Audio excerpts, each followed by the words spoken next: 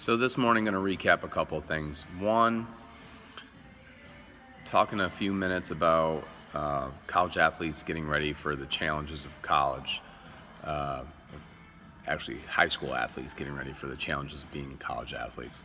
And then risk reward again, and then cost versus investment. So this is for a lot of this is for parents to understand and coaches to understand about their athletes. And I'll try to keep it less than 5 minutes. The first thing, again, like if your athlete has cheated on exams, if they've copied somebody else's homework, and it seems the vast majority of high school students have done this, before they go to college, they need to understand that they're going to have to do their own work, and they're going to have to stop this behavior and create a new habit before they get there. For the kids who've maybe struggled a little bit, but they've done their own work, they're going to be in a much more favorable position for college than that kid that was gifted and or really intelligent or really good on the team that didn't have to work hard at something. Genuinely work hard at something, so that's really important. And again, it might come as a shock to some parents about the whole, like, how many kids are out there cheating. We work with kids from so many different high schools and so many different colleges. I can tell you right now, and this is not judging your student athletes, it's a fact. And if your student athlete has not cheated to this point, that's exceptional. That means they genuinely have the belief in themselves that they can, whatever they do is good enough. And that's really important.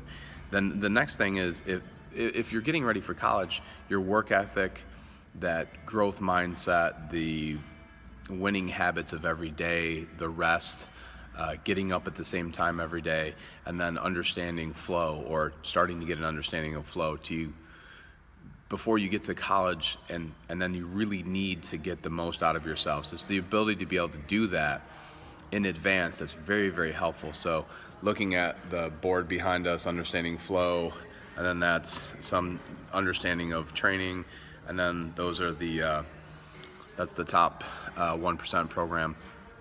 Getting an understanding of these things is super important, and understanding who you are as a player and as a student, and honestly as a person, a social being, is really important before college, because you're going to be challenged in ways that you haven't been in high school if you're a collegiate student athlete. Curiosity is important too, and consistency, the 2 C's. So the curiosity is really important because you're going to have to improve your game in the classroom, and your game probably socially, because you're going to have to be a little bit more firm with like making solid decisions that help you out. And then you're also going to have to be able to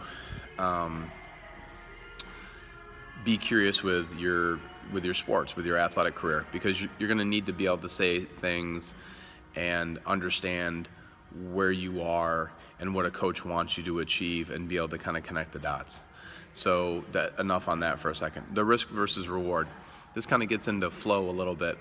It's important to understand when you can and when it's safe to push the envelope.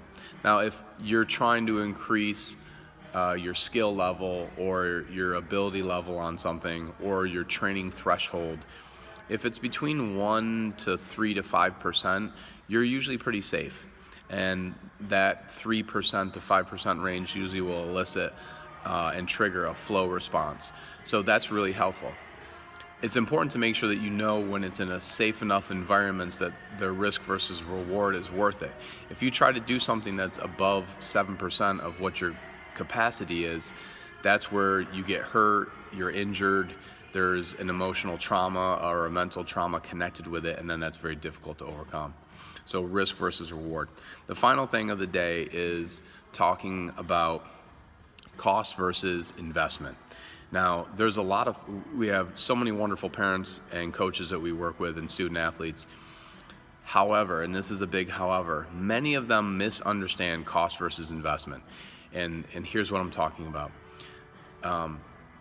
There's travel teams, and there's so much time and energy invested into the student athlete's development. It's phenomenal, and that's exceptional. And we applaud the coaches and the student athletes and the parents for doing so.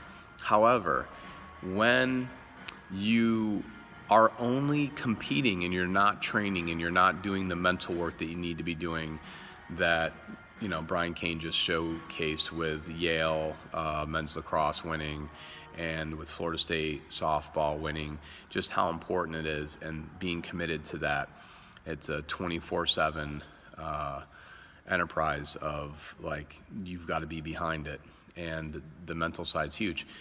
But then you also have the physical development, the emotional stuff, and the management, the daily organization of yourself. All these things are so big. You can't just, when you're deciding it's summertime, we're going to go compete, we're going to these ID camps, we're going to go all these other things, you can't just shut off the whole preparation, or you can't turn down the focus on making sure that you're healthy just because you're traveling. That's actually the time when you really need to focus on that. And here's the crazy thing. Think about this for a second. The majority of people that we work with that are going on tournaments over the weekend, they will spend, I don't think I've ever heard anybody spending less than a few $100s for a weekend, between travel, between the hotel costs, and then food. And that's not even the cost of the travel team or the ID camp or whatever the showcase that you're going to.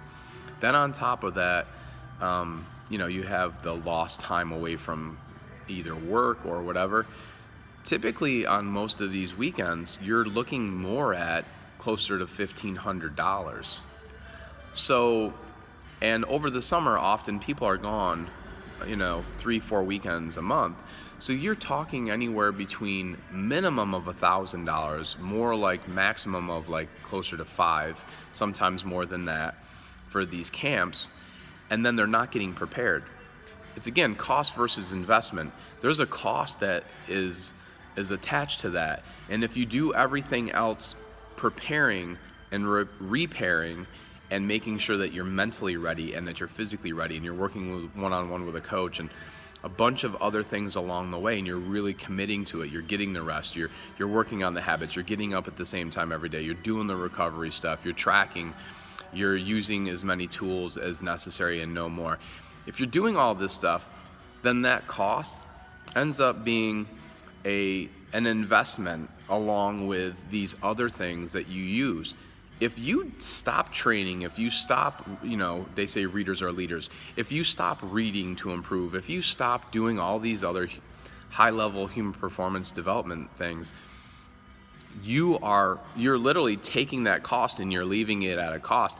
And then it's really going to end up being unfortunately, it's going to be a loss leader, an expense that if you get lucky and you're healthy enough and you still maintain enough of your power and your max performance to actually showcase your skills at a high level, that's great. That's the exception to the rule, and it's honestly, those are odds Vegas will take any day of the week. You're putting yourself and your student athlete at risk for a false, and this is a false negative, with their review and their performance, because they stand no chance to perform at their peak level when you have not prepared them to do so. So please, and this is probably the most important one, please, it's stressful for me to even think about, take this under advisement before you sign up for 8 million things for your kid during the summer, which all could be useful. Pick the ones that are important. Pick the ones that are going to have the most impact, and be prepared. Invest in making sure that you're prepared for each of those opportunities. Because whether or not you're truly prepared and you're standing in front of that opportunity, it may go by, and that coach may come to a conclusion that is not accurate about the student athlete, and then you've lost that opportunity, or at least you've delayed that opportunity for a while. Also, going into it, if your mindset is right, then you're not really going to worry about failure as much, because you'll know you've done everything that you needed to do to put yourself in a place to win. And whatever the outcome is, you can deal with it because you're working on it 100%. So hopefully that's helpful for everybody. And I didn't keep it to 5 minutes, but I did keep it under 10. So have a great day, and tomorrow's Friday. Continue to get as much work as you can. Good luck at the camps this weekend. Good luck at the travel events. Good luck at the tournaments that are local and that are not local, and have fun along the way. Enjoy.